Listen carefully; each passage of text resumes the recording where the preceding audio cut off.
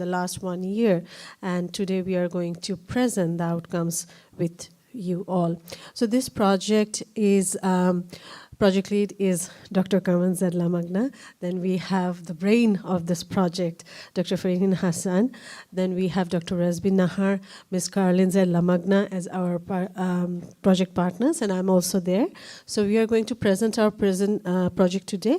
Dr. Rezbin will start the project, and then I will join her for the rest of the presentation. Please welcome Dr. Rezbin for the presentation.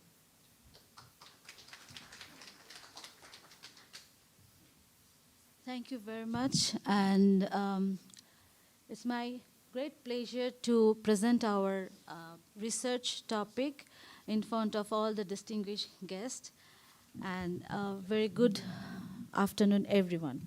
Without further delay, I'm going to start what we have done through this project. So today, as we know, the university are more than the place of teaching and research. So they are the institutions of transformation that task with inspiring ethical global citizen, advancing innovation, and addressing the needs of social demands. So yet many universities are struggling to bridge these three responsibilities effectively. So this project is based on Responsive and Responsible University. It is an initiative that reflects the deep values and mission of the American International University. At AIUB, we firmly believe that academic freedom must always be accompanied by social responsibilities, and a principle supported by Magna Charta Observatory.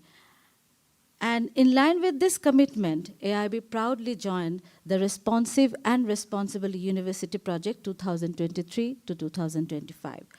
Through this initiative, we aim to express values such as academic honesty, inclusion, social accountability, and long-term impact. So AIUB is the Magna Charta signatory, and this project has internally funded by AIUB Research Central Research Cell. All the expenses actually bared by the AIUB Research Cell. And this is the initiative, and it is an example of the university to ensure creating of values, mobilize resources, and funding in community engagement by students, teachers, and staff. This case study actually focuses on the work, the place named Coral, which is one of the largest and most vulnerable informal settlement in Dhaka city. So our efforts there center on 4 crucial areas. Okay. Okay. Crucial areas. I'll handle it. Okay. So the 4 areas are women's empowerment, adolescent health and hygiene, sustainable housing, and moral education for children. Now, let me just give a very brief about AIUB before I move further. AIUB has an urban green campus spanning over approximately 12 acres, with the student population number is 14,000. And different students group has a deep source of faculty-specific knowledge. And as a university, AIUB tries to channel its positive force of the empathy, enthusiasm of the students for the greater good. So the university actually has 5 different faculties: Faculty of Arts and Social Science, Faculty of Business Administration, Faculty of Engineering, Faculty of Health and Life Science, Faculty of Science and Technology. So collectively, all these faculties offer a total number of 20 undergraduate and graduate programs.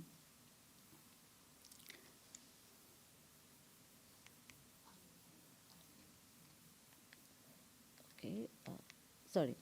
So now this project is led by an inspiring all-women team, so whose dedication and vision have been the backbone of our journey. So allow me to introduce them. So first of all, Professor Dr. Carmen Lamagna, member of the AIUB Board of Trustees and former Vice Chancellor of AIUB, who served as a project lead of this project. Then Professor Dr. Farheen Hassan, Director of IQC AIUB and former Associate Dean of Faculty of Business Administration, who conceptualized the whole project. Ms. Nazia Farhana, Assistant Professor, Faculty of Business Administration and Program Assessor, IQAC, oversaw the whole project management and reporting. Ms. Carlin Lamagna, Senior Assistant Professor and Deputy Director, Office of Planning and Development, handled student coordination. And lastly, me, Dr. Rezbin Nahar, Associate Professor, Faculty of Business Administration and Director of BBA program. So all these women has expressed their values of inclusivity, empathy, innovation, and we also ensured that the project was well planned, community focused, and aligned with AIUB's academic and social goal.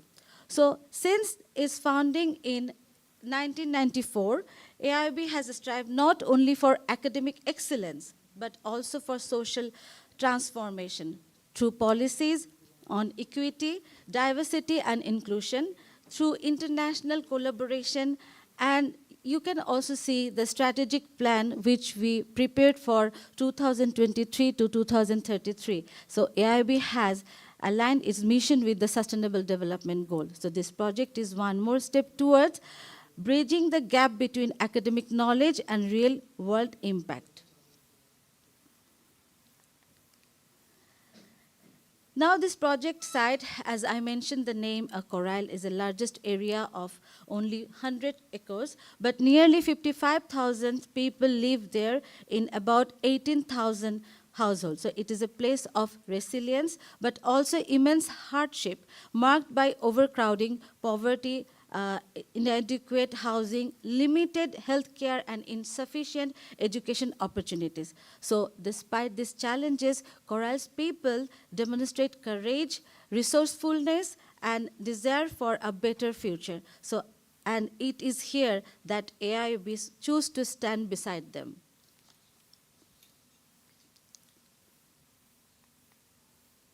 Now, the literature review we did for this project, we focused firstly from the third university mission, and which focuses on their responsibility to the society in addition to teaching and research. And this can be achieved through community engagement by responsive and responsible university, and AIUB follows this approach by addressing social challenges with project in sustainable development welfare, knowledge sharing.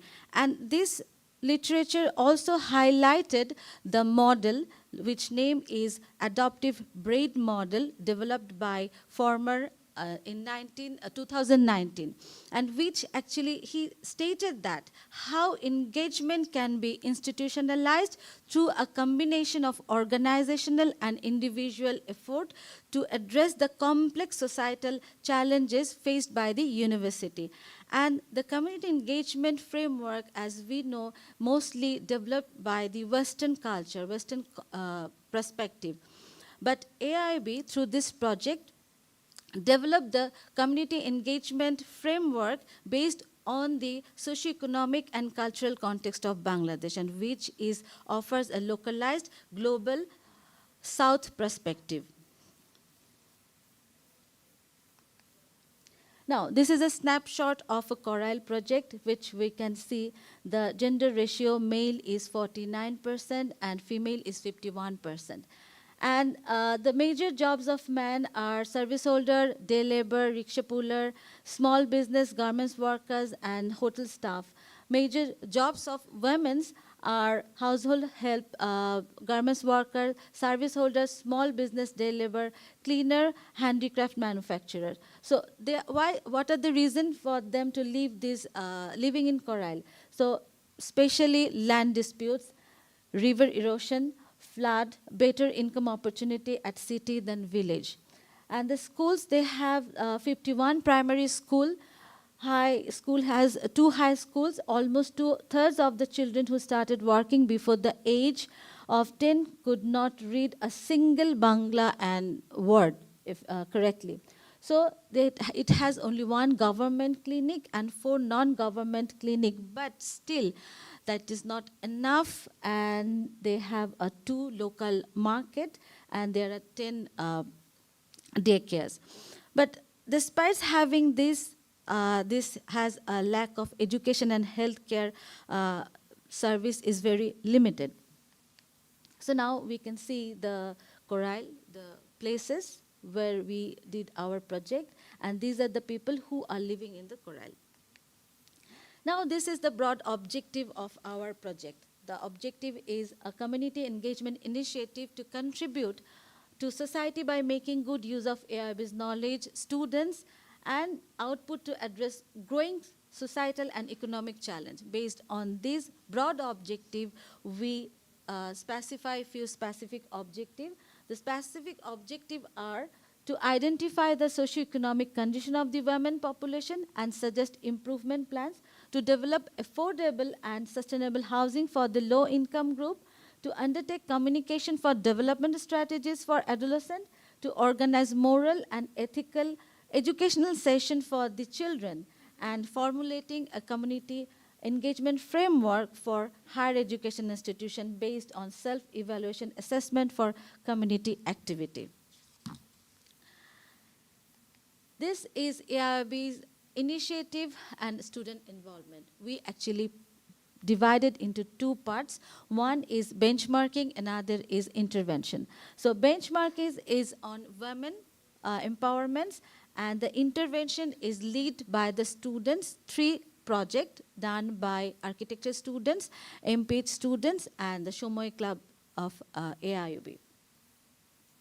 And actually these benchmarking phases, the data were collected by the students of business students, and the areas, they find out the areas they focus on education, their health condition, their economic participation, and social inclusion. And these steps actually reflects on the AIUB's mission to contribute to the global goals, that is SDG, particularly SDG 1, no poverty, and then SDG 5, gender equality.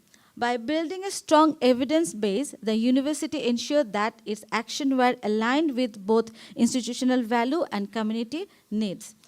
And for the intervention phase, which actually led by student project, which tailored the chorale's realities, that architecture students worked on sustainable housing model to improve ventilation and lighting, which is aligned with SDG 11, which is sustainable cities and communities.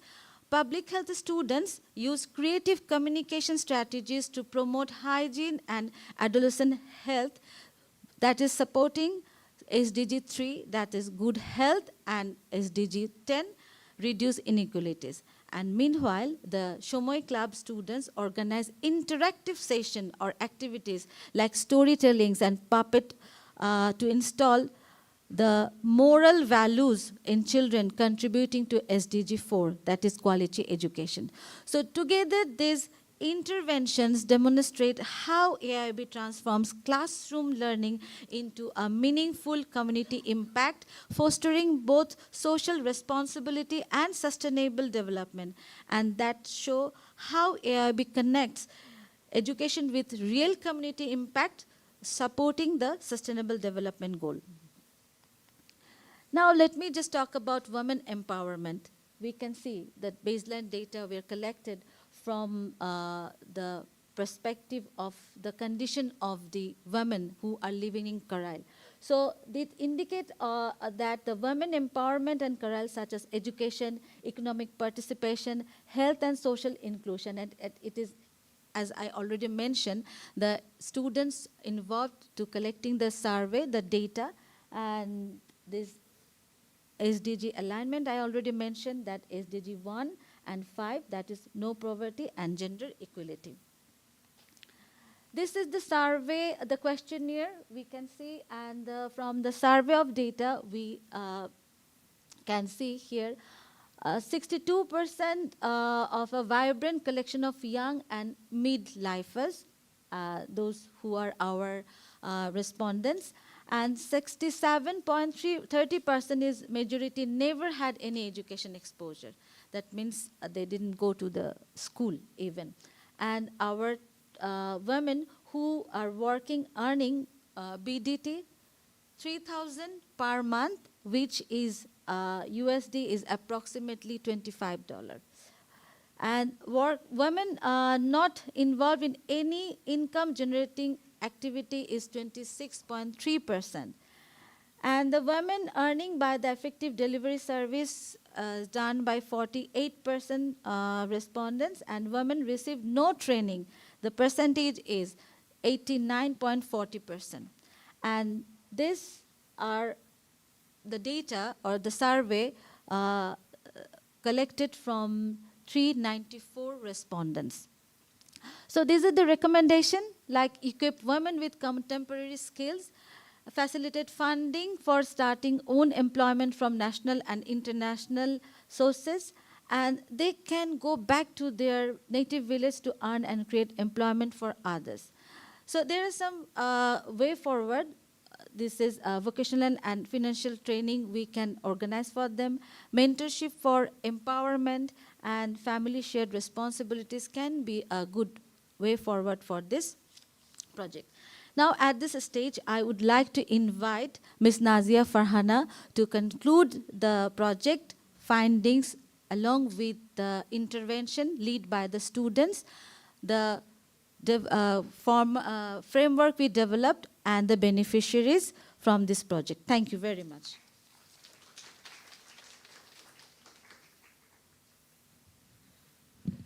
Thank you, Dr. Rezbin, for your wonderful presentation. Now I'm going to carry forward our rest of the intervention.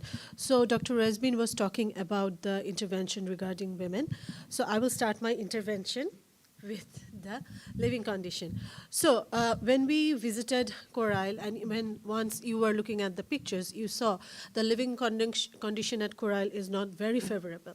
So what we thought is that we have architecture students who have experience in designing and remodeling, so we wanted to utilize them to do some sort of remodeling activities at the Coral households so that it will give it a little bit of better living condition for the dwellers there.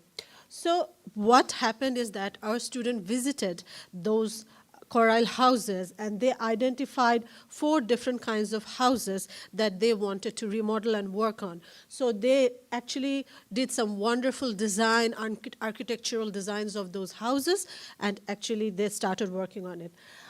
They were also focusing on the common building materials for our households, mostly at the slum areas. So they identified all the common materials, and they actually decided on utilizing the exhausted fan, eucalyptus wood, and fiberglass for their remodeling activities. And the students were so nice that they actually discussed and analyzed each of these products.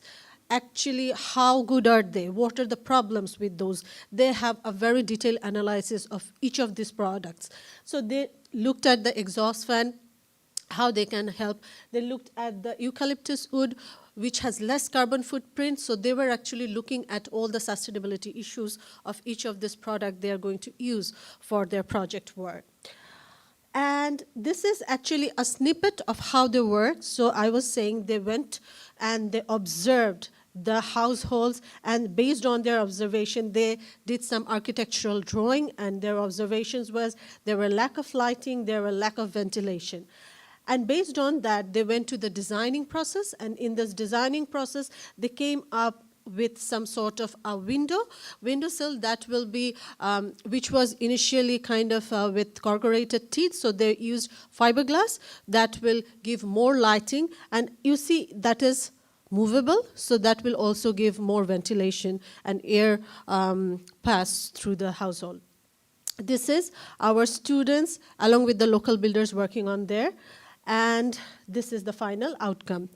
So what is actually outcome of these interventions? What happened is that our students get to apply their architectural knowledge in the real world.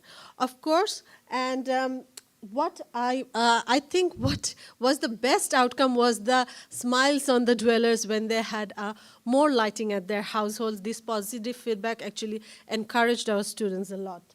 There were some limitations, of course. The limitation was that when they talked to the resident, they actually talked about the flood problem there, but due to our time and resource constraint, we couldn't address that particular problem.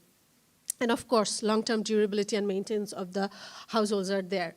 So we have some recommendations out of these interventions that this kind of student-led activities can actually make wonderful differences, because these students has wonderful ideas, they're full of energies, full of ideas, and this modular activity can be replicated anywhere. And also, they have this suggestion that to make use of the local builders. You see, they said that because these local builders have this insider insight of what can be done and what needs to be done. And of course, this will have some job opportunities, small-scale job opportunities for the local builders as well. We hope to take this forward with environmental departments or our engineering departments to address maybe the flood. We might be working on the solar panel or rain harvesting. Some wonderful ideas can be part of this thing. Now, I just want to show a small video of our students working there to share the experience with you.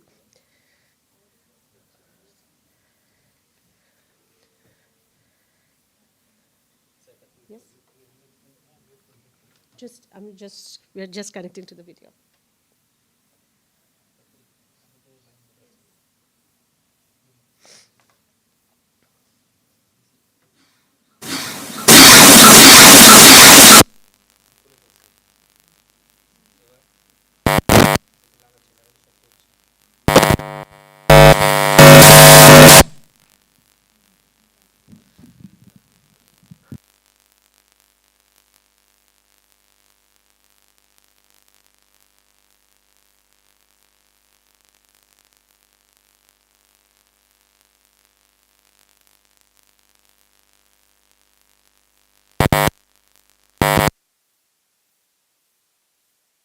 Okay, I will let you know when the video is ready. Let me continue with my presentation. Okay.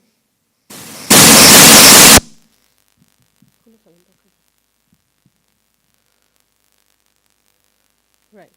Okay, so the next target of our intervention was the adolescents, who were around aged at 10 to 19 years of old and made up almost 20% of the population at 20% of the population at Carlin. So what we saw that, as you can see from the pictures, the health and hygiene condition at Carlin is not very favorable. The streets and the households are not that helpful and hygienic. The students sometimes engrossed into screen times, drug abuse, even child marriages. All these things are very common there. So we thought that we have Masters of Public Health students. We wanted to use them to develop some communication for development strategies to make more aware adolescents people. We are more aware on the health, hygiene, and well-being issues. So what we did first is that we developed a pre-questionnaire. In this questionnaire, we asked very simple questions like related to health and hygiene, drug abuse, reproduction system, and also regarding drug abuse and mental well-being.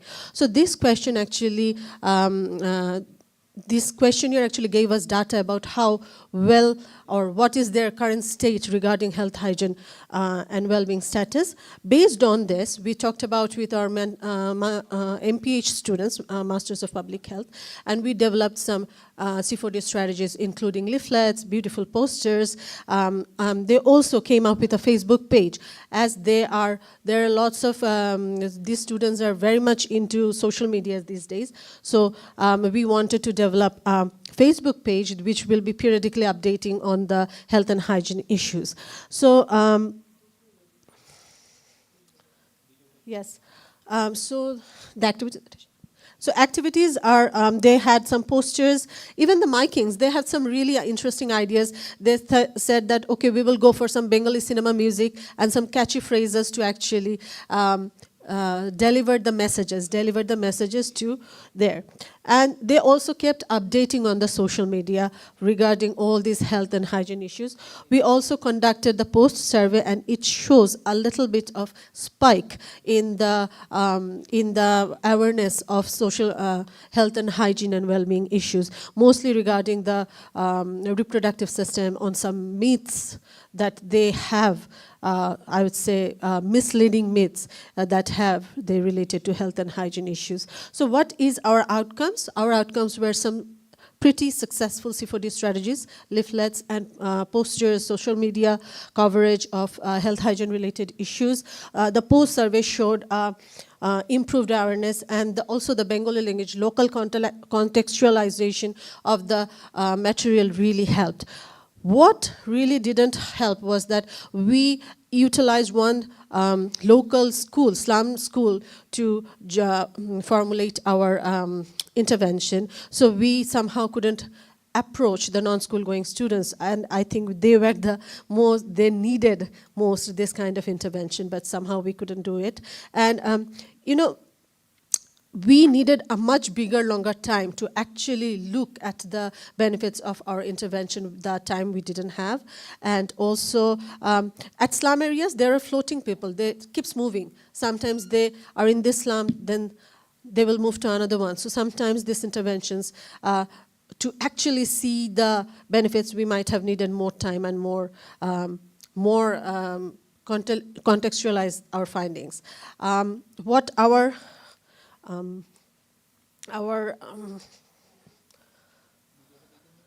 আরেকটা পরের slide আছে, এটা যাচ্ছে না, আপনি ওটা চালাচ্ছেন না?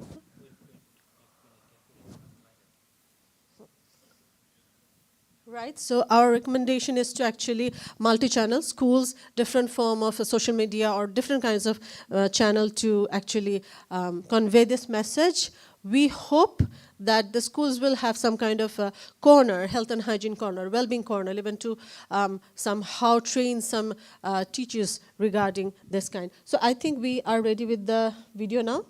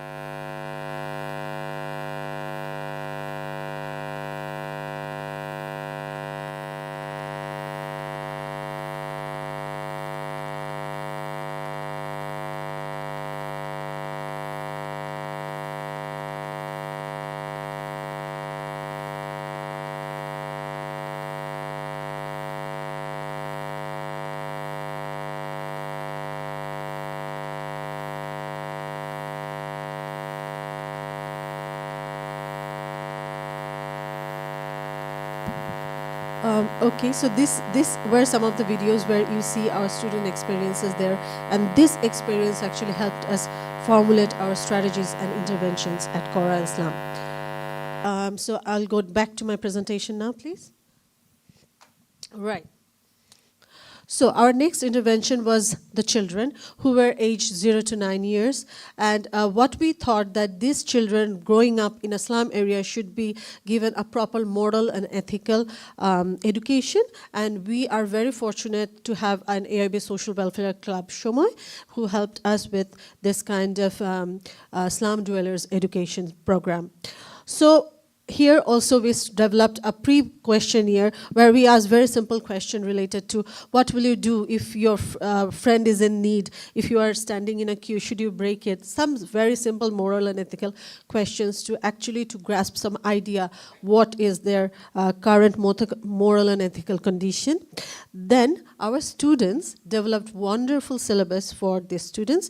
They came up with the common stories, moral and ethical stories that are really popular and actually portrays the moral and ethical values in a very nice, childish way.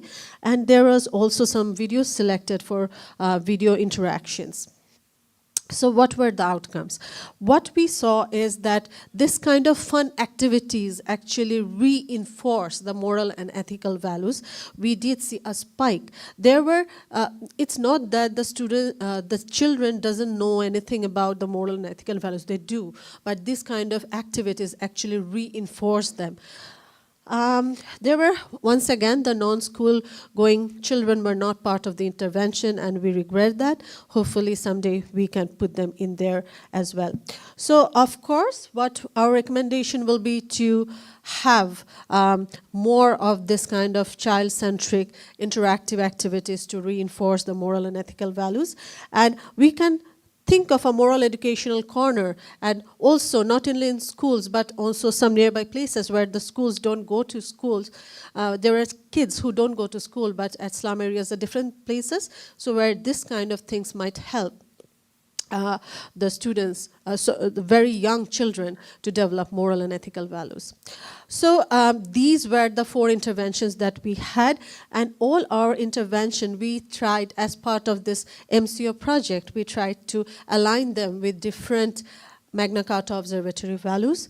We have societal responsibility, health and well-being, creativity, diversity. There are so many other living values of Magna Charta, but we tried to align our interventions with Magna Charta values. So this is kind of the timeline of our project. We started the project back in 2023, but over the year 2024, we did our baseline data collection, we designed and undertook our interventions. We finished writing this case, the final outcome of this project, in this year's March 2025.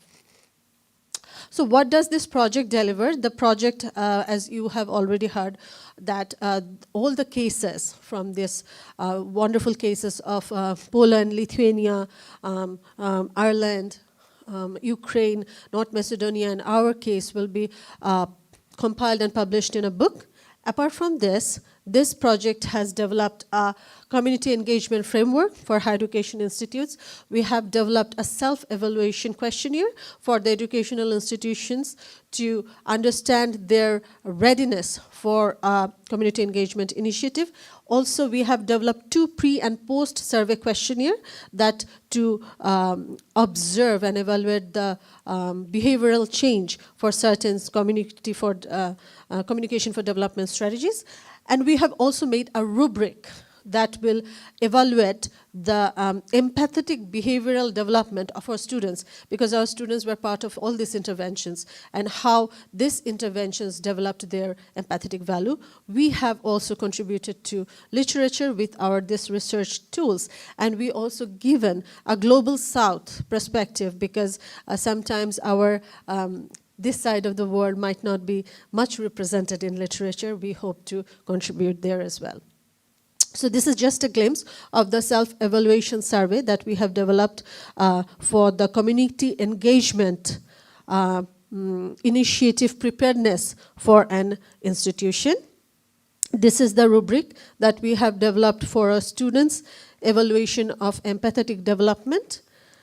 So this is the community engagement framework, community engagement or involvement framework for organizations that we have developed as an outcome of this project, where we see that at organization, if you want a higher education institution, if you want to do some sort of community engagement initiative, then you must firstly need to look at the prerequisite, that whether you have the values or the readiness or the practice, you first need to have the community engagement in your vision and mission. And at the same time, you must have some infrastructural support and resources then to delve into the community engagement, and also need to have some practices, clubs, or some sort of activities or collaboration for take forward the community activities. Then we will, in the first step, we will identify the gaps, the self-evaluation questionnaire that we have developed, that whether we are ready for it. Then you should go for the process. The process you can actually then care, connect, and coach, we say, that you can do a service, you can actually do some sort of consultation, you can go for even philanthropic, you can go for funding, and you can also go for capacity building. After doing that, it doesn't end there. We need to assess the impact. And the impact is not only on the community, but what changes that has brought into the institution itself, globally or internationally. And of course, we need to keep monitoring that how our project is doing, or we can keep adding to it maybe in future. So we hope that this project has certain beneficiaries. Of course, the community itself, they got a little better living condition. The kids, adolescents got a little more awareness on health, hygiene, or moral education, or the women were assessed on their current situation. The higher education institutions got the community engagement framework that we have developed. The students, they, of course, I think our students became more empathetic, because they came and they said, you know, madam, they were smiling when we gave them the small candies, and they took some pictures with us. They were so happy. This is actually the empathetic development in our students we thought were the best gift out of this project. Of course, we are presenting our case in front of dignitaries from University Grants Commission, Bangladesh Accreditation Council, and the project that we have developed, it has a very modular in nature, so that can be easily replicated in other slum areas globally or internationally. What worked? I think the Participatory Act, interdisciplinary, because we are talking a lot about interdisciplinary collaboration, and this project was a pure interdisciplinary work. Different students and clubs came together and did it. But there were challenges. Yes, in this last 1 year, we had one fire breakout at Coral and a very big political change in our scenario. So these things kind of hindered. And then community people were sometimes not very happy, because they say, oh, you guys come, you guys take picture, you go back, and you don't do anything. So yes, these were some of the challenges we faced. But then again, it was a wonderful experience. In conclusion, I want to say that it is not a project. It was a very personal and emotional journey for all of us. We see that when we actually include our empathy in our real education, it's a wonderful thing. And I hope this project will inspire other universities to delve into these community engagement practices, and we will all together have a wonderful world. Thank you so much.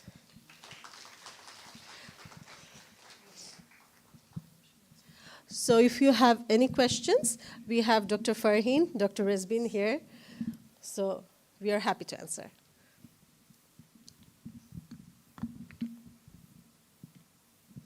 Yes, Mary, please.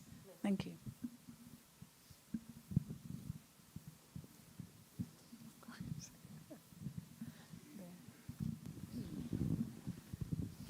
Hi, thank you. That was a wonderful experience in every sense, visually and emotionally, and I hope it can continue for you in that, you know, it would be really great to see where you've published this, because I would definitely think it should be referenced and cited really quite widely, to be honest, really. So I look forward to seeing the publications that you've mentioned, because I definitely would cite them. But to be honest, I think it's amazing to think that, you know, that the students actually kind of also got so much out of this, and I'm just kind of wondering, in terms of the students, when they were looking at these projects, were they built into their semester, or did this happen over a full year, a semester, or how did it work? And particularly because with building the houses, I was just wondering kind of how was the time managed in that regard?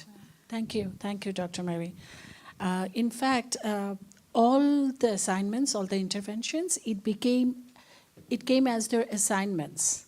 For the architectural students, the work they have done, it was their assignment, and then the teacher of that course, they graded within one semester. We particularly did the intervention within one semester so that the gradings, the assessment can add to the semester's grading.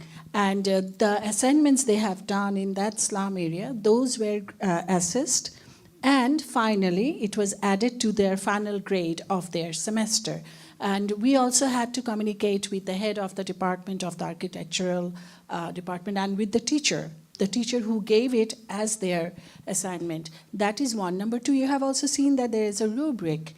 And in AIUB, we have the outcome-based education. And in outcome-based education, there is graduate attribute. It depends on the different programs. You know it, that 10, 12, or 11.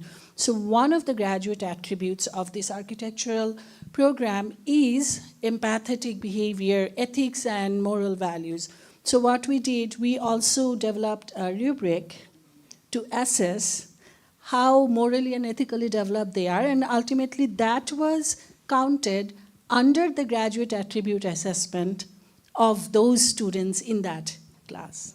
So that's great. So that really helps the academics as well, so that they didn't have to come up with a single one per program. It's great that you have your quality assurance cell that was able to do all of that. That's great. Thanks. Thank you. Any more? Dr. Tanvir, I guess you had a question.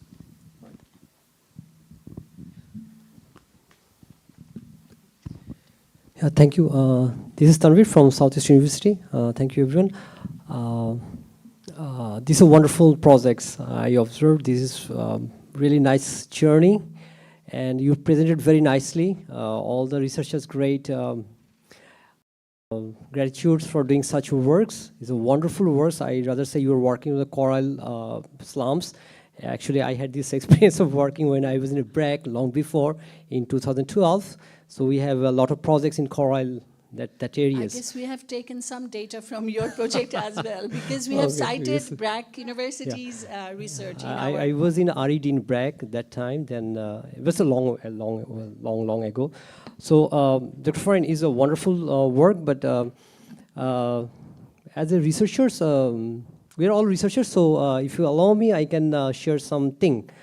First, that because I work actually all of my life, I worked with the impact assessments and all BRAC projects and other projects. So you are working on the impact. So and you are especially working on the women. That's what I do. Okay, so it's very related with my own work. So what I'm trying to tell, when you see the impact, it make it be very clear what impact actually is. It economic impacts? Is it social impacts? Or what? Because impact is a very wider scenario. Okay, so make it narrow down per two parts and. You have a lot of data. I think you have a post questionnaires and pre-questionnaires. So here maybe I understand is a seminar you just said, but it would be I think you have a lot of data, 400 something like that, right? So you can go for RCD. I'll suggest you go for RCD. You have the baseline, right? And you have the treatment. So for say economic impact, you can do one papers for based on the RCDs, and you have the. I think you do some FZDs or stories are there, so better what I feel, it will be better you combine both qualitative and quantitative analysis together. It will be give a much better picture, and I believe you should publish a very high quality papers. Okay, wonderful journey. Thank you. And if you feel that if you need any support from my side, because I work on a microfinance last 30 years, it's my pleasure because. It's my pleasure to be part of it. If any support needed or papers, I'll be. But it's a wonderful. Thank you. But try to see the RCD-based things. Okay, that will be all. Thank you, everyone. Thank you so much, Dr. Tanvir. And we have worked together also before in different papers. Thank you. Those suggestions are really great, and we would like to work on it. There are a few things which we would like to add to Dr. Mary first, that I have only given you the example of architectural student. The C4D students, they are from MPH. Those were also counted as assignment. There were students from Shomoy Club. Most of the students are from English background. So in English, syllabus creation and all, these were part of their assignments. And for the business students who participated in the survey, and also they had focus group discussion with the women in that slum area. Those were also part of their assignments, and which was under the continuous assessment. I mean, it was part of that. And now, coming to Dr. Tanvi. Thank you so much. Yes, there were a few limitations which Ms. Nazia has also mentioned, that we were working on behavioral change, and which is a bit difficult to measure. To quantify the difference and to measure it perfectly. So, and if it was a longitudinal study that we go and we keep on for measuring it for 2-3 years, and if there are a series of interventions, we could really quantify. But as this project was also kind of, there was a time duration, we had to finish it and submit it. That is one limitation. But in our further plan, we mentioned that we want to go for longitudinal study, because it will give us that focus. And another one is, it is difficult to work in the slum areas because most of them are floating people due to river erosion, due to flood. For different reasons, they travel to Dhaka city, and they'll start live in different slum area at different times. So they are not permanent resident of those areas. So when we go back after 2 years to find out the difference, those residents are not there in that slum area. So these are few limitations that we are facing, but of course, if we replicate it in other areas where residents are not floating, permanent residents, it will help us to quantify the impact. But still, I'll sit with you to find out how we can take it further and measure the impact. Thank you. Madam. Thank you. This is really a very good project, and where our higher education institution, the stakeholders, especially the teachers, you and the students, how you change and also working and slab area like Korai, and many things you are for their daily need, essential, you are doing. For example, the business stakeholders, they are building, not business, the architecture students. These things is going to their assessment for credit and other things, assignment as a. And also, they are giving something that the peoples of the slum area, they are benefited, and changing their behavioral and other structures. And especially the students also teaching them what type of things you have to use here, because that is very dark area, as you told. And also the moving peoples, they come and stay and go back. No sunlight can penetrate there. So what materials you have to use, because the eucalyptus is good for this sort of work.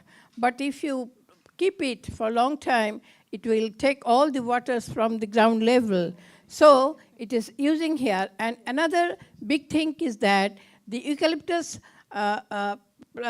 animals never go to what is called make house or breeding there, because that doesn't like. So somebody doesn't like, but you can use it in some other purposes. That you have to find it out here. It is a very good job for housing materials preparation and other things. Corrugated sheet, it is also very good. Light penetration is there. And other things you have shown. But I think here one thing you can do, they need protein. So you can teach them the fish culture, so that in a small you can keep there lilies and other things, fish, many varieties. So it will automatically, they breed there and they will get their protein source. And it is, I want to thank all the, who is the leader and the participated in this. Thus, 1, 2, 3, 4, 5 women. It is the women folks world. I want to tell, and I know this is a very work, very difficult, and I have long time ago done some work like this for health hazards and other things, and I went there to give them the COVID injections and other things. But they said, where you came from and why the students are here. Many questions arise. Yeah. So it is beautiful, everything from the, what is called, from the preliminary survey to the conclusion and limitations. Nicely you give here. Thank you, it is a model of South Asia. I think it will be. Thank you, everybody. Ma'am, 2 things we would like to add, which we did not present in the slide, but that came out in our finding. Very important 2 things. One is it also gives the picture of the societal structure that we have. When we, there was a focus group discussion with the women and also with the husband and the other family members of the house, that few women, they prefer to work at home. They don't want to go to the garments, they don't want to go for the household work, they don't want to do any other business where they have to go outside of the house. The reason from the previous studies, which we did in Shutrapur slum area, we found that there was lack of daycare, and that's why they cannot keep their children back at home and go for work, and that's why they prefer to work at home. Over here, what we found, they have 10 daycare centers already. They can keep their children there. Still, women are preferring to work from home. Why? Because in Bangladesh's societal structure, their in-laws, their husband's father and mother, they also stay. Sometimes the wife's father and mother, if they're ill, they need to be nursed and taken care of, they also stay. So maybe the children are in the daycare, but what about the elderly people who are living with them? They have to look after them. So they prefer something on which they can work from home, not from outside. So if we are telling economic empowerment, it has to be house-based, home-based. That was one interesting finding. Another one was not interesting, but what we found when we talked with the families in the focus group discussion, that there is a very good law in Bangladesh, the women oppression law, Nari Nirjaton Ain and all. So, and we found that in our questionnaire, it came out that many a times the women were beaten by their husband. So we asked, and what do you do? The husbands are also sitting there. So what do you do when you get beaten up? It's okay. And why do you get beaten up? If there's less salt in the curry, if I'm not opening the door after 2 knocks, I get beaten up. And then what do you do? Why don't you, do you know about this law? Yes, we know. And what do you do? Do you go to the police station? Do you do GD and all?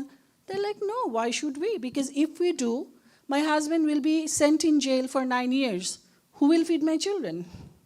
Who will look after my household? And it is fine. It is part of our life. We don't mind.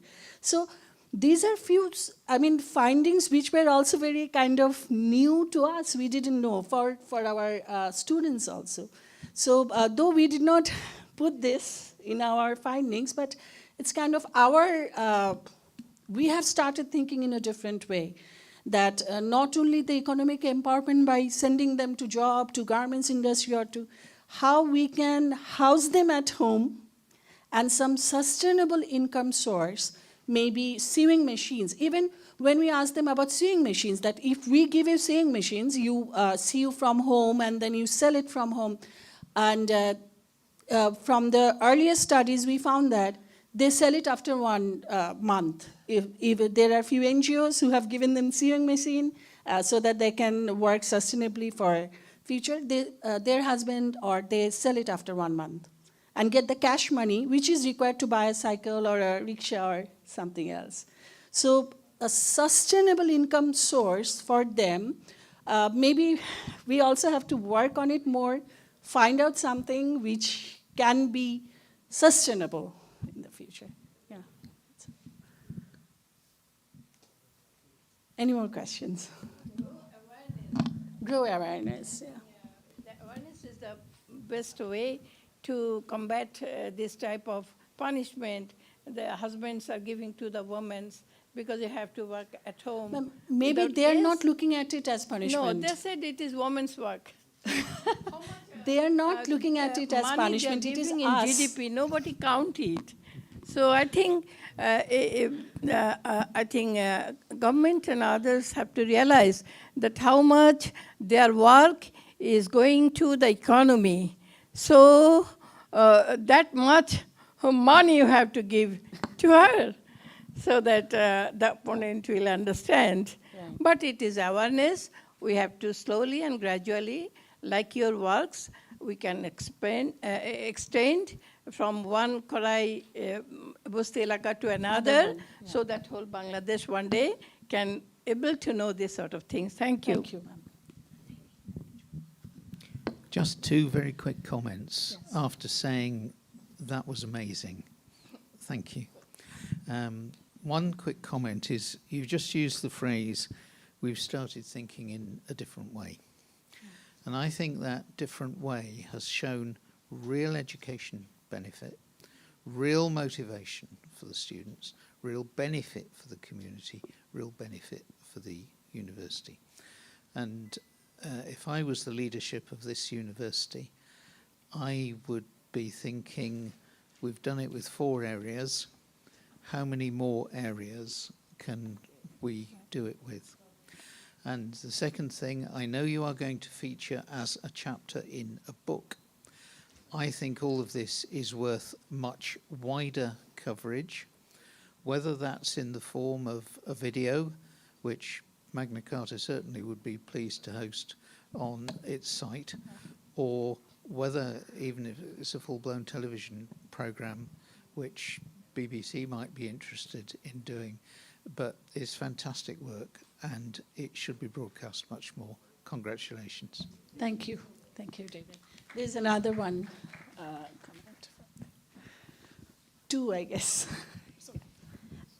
In my case, it is rather a comment than a question.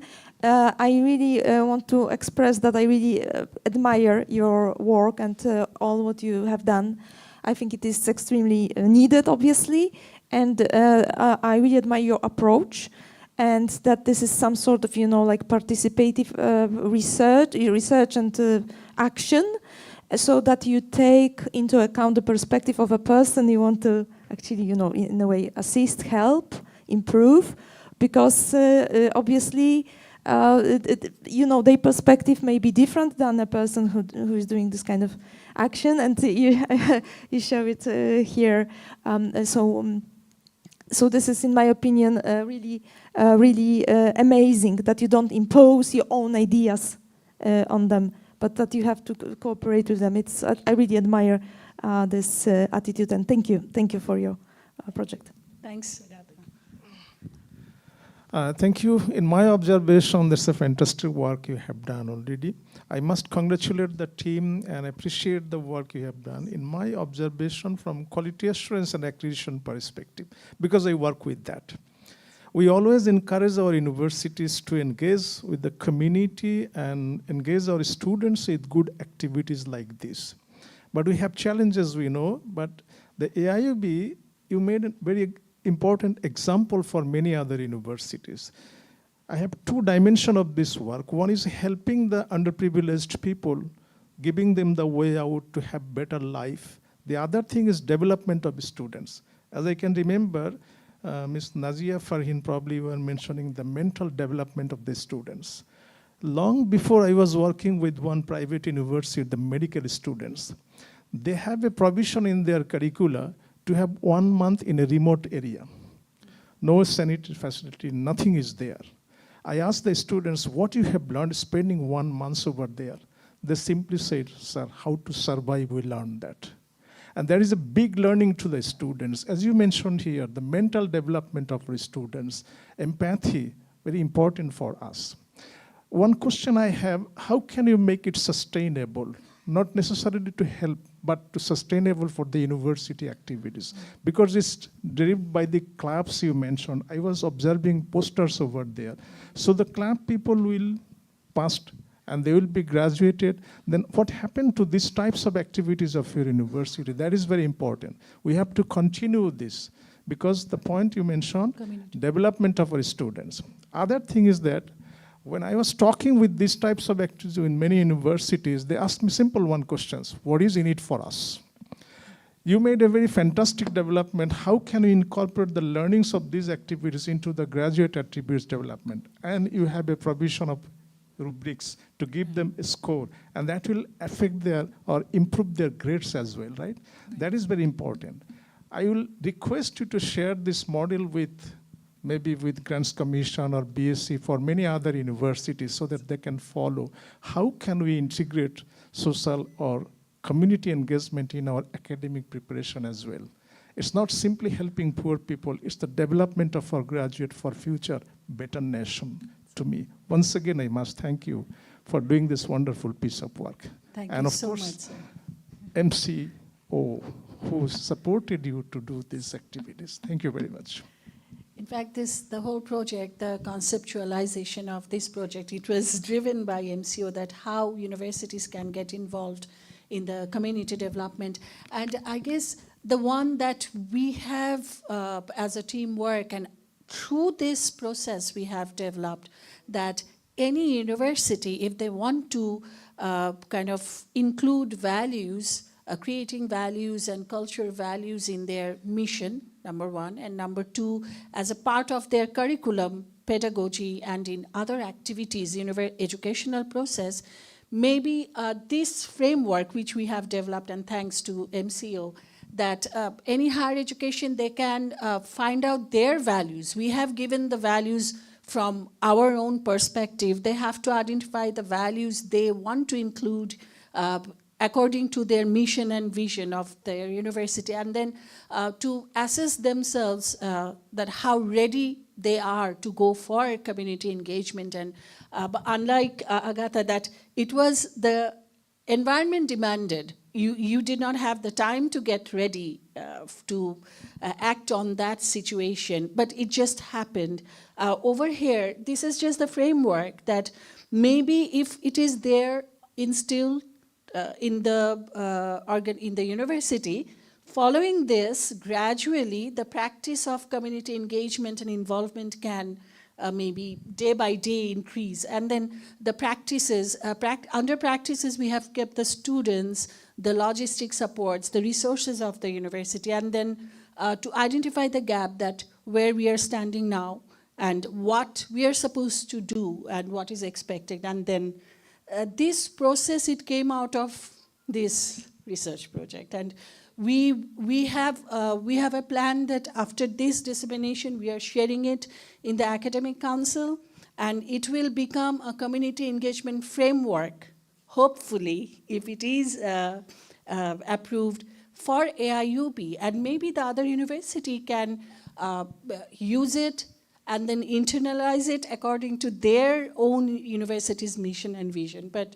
we are, of course, as SM Kabisar has mentioned, ready to share it with any higher education institute in Bangladesh or anywhere. In fact, when we attended the IU conference in Japan, in Tokyo, with David, when we shared this one, I received 3 emails, one from South Africa, another 2 from other European countries, and they wanted to have this framework.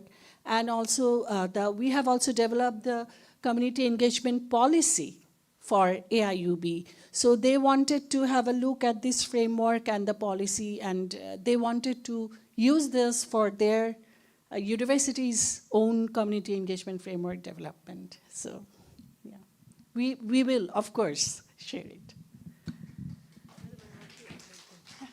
I think some of the students who worked in this project are here. Shourab, Salman. Can you please stand up? Please. Margaret. Tell us about Some of them, there were so many more, but there were some of them who helped us develop the syllabus, the community for development strategies, the activities, they were there. So they really need a big round of applause for. Thank you.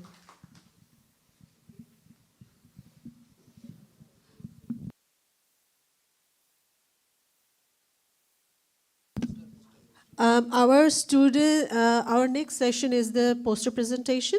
Our students' innovative community engagement practice has been showcased. I would cordially request all our guests to go and visit our student and have a look at the wonderful activities by our students.